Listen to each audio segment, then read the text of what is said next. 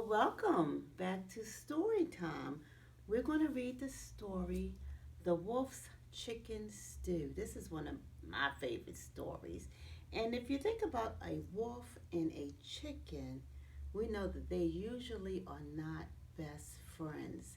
But we're going to see what happens. It's very interesting. Let's get started.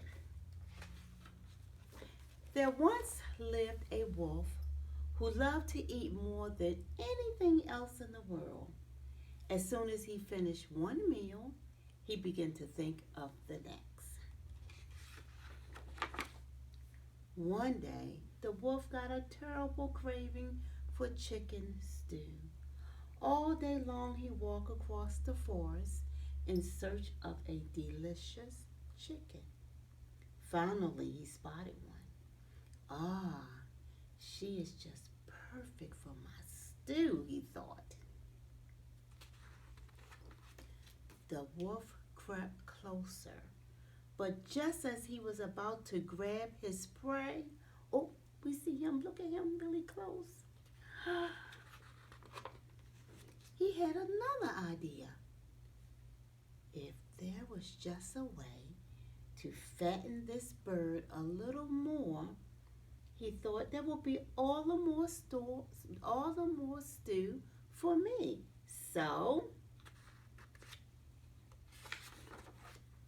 the wolf ran home to his kitchen and he began to cook. Oh, there he is. Look like he's making something really good there. First, he made 100 scrumptious pancakes. Then, late at night, he left them on the chicken's porch. Eat well, my pretty chicken, he cried. Get nice and fat for my stew. The next night, he bought 100 scrumptious donuts. Mmm.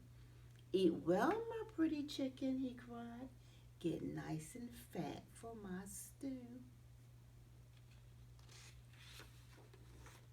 And on the next night, he bought a scrumptious cake weighing 100 pounds. Eat well, my pretty chicken, he cried. Get nice and fat for my stew. At last, all was ready. This was the night he had been waiting for. He put a large stew pot on the fire and set out joyfully to find his dinner. Oh, look at him. He's sneaking up on that cottage. That chicken must be fat as a balloon by now, he thought. Let's see. But as he peeked into the chicken's house, the door opened suddenly and the chicken screeched. Oh, so it was you, Mr. Wolf. Children, look. The pancakes and the donuts and that scrumptious cake, they weren't from Santa Claus. All those presents were from Uncle Wolf. Oh, look at him. He's looking a little bashful.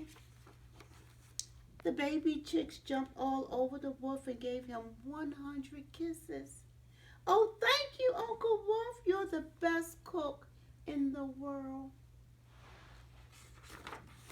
Uncle Wolf didn't have chicken stew that night, but Mrs. Chicken fixed him a nice dinner anyway. Aw, shucks, he thought as he walked home. Maybe tomorrow I'll bake those little critters 100 scrumptious cookies. The end. Well, that book didn't turn out how we thought it was going to, because I was sure the wolf was going to try to eat that chicken for his stew. But the chicken was quite clever, wasn't she? Well, next time we get together, we'll read another story. Thank you for tuning in.